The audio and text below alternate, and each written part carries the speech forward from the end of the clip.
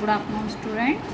हमने क्लास 7 का चैप्टर वीर कुंवर सिंह चैप्टर 17 शुरू किया था। फिर हमने बताया था कि 6th क्लास में जो हमने कविता पढ़ी थी सुभद्रा कुमारी चौहान की झांसी की रानी, उसमें भी ठाकुर वीर कुंवर सिंह का नाम आया था। तो ये वाली हमने पंक्तियाँ पढ़ी थी कि स्वतंत्रता यहाँ यज्ञ में कई वीरवर आए काम, नाना धुंधु पंत तात्या चतुर अजय मुल्ला सरनाम अहमद शाह मौलवी ठाकुर कुंवर सिंह सैनी कबीराम। इसमें देखिए कुंवर सिंह का नाम आया हुआ है। अब इसमें हम जो है कुंवर सिंह जी का जीवन परिचय दे रहे हैं, तो उनके बारे में बात कर रहे हैं। ये किस समय का टाइम है? जब 1857 में स्वतंत्रता संग्राम के उसी वीर कुंवर सिंह के बारे में जानकारी दे रहे हैं जो सशस्त्र विद्रोह ने भारत में ब्रिटिश सरकार की जड़ों को हिला दिया। कहता है शस्त्र के साथ जो विद्रोह हुआ उन्होंने क्या किया? अंग्रेजी सरकार की जड़ों को हिला दिया। भारत में ब्रिटिश शासन ने जिस दमन नीति को शुरू किया था उसके जो विरोध विद्रोह शुरू हुआ मार्च 1857 में बैरकपुर में अंग्रेजों के विरुद्ध बगावत कर रहे थे। जब 1857 में बैरकपुर में जो है मंगल पांडे ने जब बगावत की तो 8 अप्रैल 1857 को उन्हें फांसी दे दी गई। जब उन्हें 8 अप्रैल 1857 को फांसी दे दी गई तो 10 मई 1857 को मेरठ में जो है भारतीय सैनिकों ने ब्रिटिश अधिकारियों के विरुद्ध आंदोलन किया और सीधे दिल्ली की ओर कूच कर गए। यानी सीधे दिल्ली की ओर क्या कर पड़े? चल पड़े। दिल्ली में जितने भी तैनात सैनिक थे उनके साथ मिलकर उन्होंने 11 मई को दिल्ली पर कब्जा कर लिया और अंतिम जो आखिरी मुगल शासक बहादुर शाह जफर को भारत का शासक घोषित कर दिया। जो ये विद्रोह था जंगल की आग, क्योंकि जो जंगल की आग होती है बड़ी तेज़ी से बढ़ती है, तो उसी की तरह आग की भांति दूर दूर तक फैल गई। कई महीनों तक उत्तर में मध्य भारत के विस्तृत भूभाग यानी पृथ्वी का बहुत बड़ा हिस्सा पर विद्रोहियों ने कब्जा कर लिया।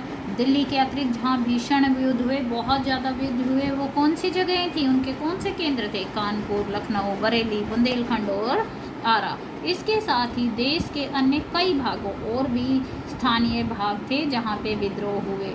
विद्रोह के मुख्य नेताओं में कौन था? जो थे नाना साहेब, तात्या टोपे, बख्त खान, अजीमुल्ला खान, रानी लक्ष्मीबाई, बेगम हजरत महल, कुंवर सिंह, मौलवी अहमदुल्ला, बहादुर खान और तुलाराम। ये मुख्य नेता थे जो इस विद्रोह में शामिल हुए थे। 1857 का जो आंदोलन था स्वतंत्रता प्राप्ति की दिशा में एक दृढ़ कदम था, बहुत ही महत्वपूर्ण कदम था। आगे चलकर जिस राष्ट्रीय एकता और आंदोलन की नींव पड़ी उसकी आधार भूमि को निर्मित करने का काम 1857 के आंदोलन ने किया। भारत में सांप्रदायिक सद्भाव के बढ़ाने की दिशा में भी इस आंदोलन का विशेष महत्व रहा। कहा जाता है कि जो 1857 का आंदोलन था उसकी जो आधार यानी मेन भूमि को शुरू करने का काम किसने किया था? और जो इतने भी राष्ट्रीय एकता और आंदोलन हुए उनके आधार क्या था? 1857 का आंदोलन। और इसने भारत में क्या किया? सांप्रदायिक सद्भाव को भी बढ़ाया। 1857 के आंदोलन में वीर कुंवर सिंह का नाम कई दृष्टियों से उल्लेखनीय है। यानी किस किस बात के लिए खास है उनका नाम? कुंवर सिंह जैसे वयोवृद्ध का मतलब होता है आयु से बूढ़े व्यक्ति ने ब्रिटिश शासन के खिलाफ बहादुरी के साथ युद्ध किया। कहता है आयु से बूढ़े थे लेकिन उन्होंने जो अंग्रेजी सरकार के खिलाफ बहादुरी के साथ युद्ध किया वो तो बहुत उल्लेखनीय है। वीर कुंवर सिंह के बचपन के बारे में बहुत अधिक जानकारी तो नहीं है, लेकिन कहा जाता है कि उनका जो जन्म है बिहार में शाहाबाद जिले के जगदीशपुर में सन 1782 में हुआ। कहाँ पर हुआ? बिहार में शाहाबाद जिले के जगदीशपुर में। कब? सन 1782।